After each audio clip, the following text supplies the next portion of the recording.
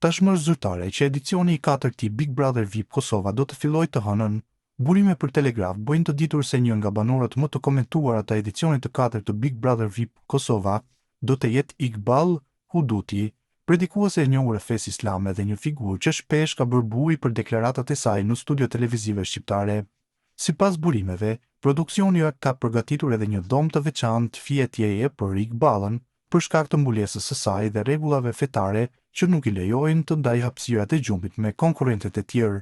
Krijimi i kusteve të posaçme brenda shtëpisë konsiderohet një vendim i pazakontë për formatin lokal, duke sinjalizuar se edicioni si vjetshëm po synon një qasje më gjithëpërfshirëse.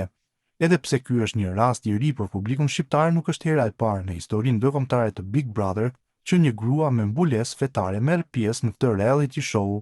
Në Filipine, Ayla Antopina është shënuar si gruaja e parë muslimane me mbulesë që ka qenë pjesë e pinoj Big Brother.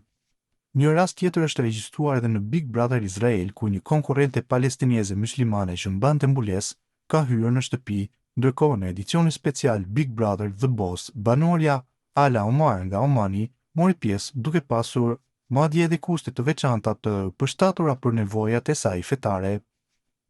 Megjithatë, për trojet shqiptare, ky mbetet rasti i parë që një grua e mbuluar bëhet banore e Big Brother, qoftë në Shqipëri apo Kosovë.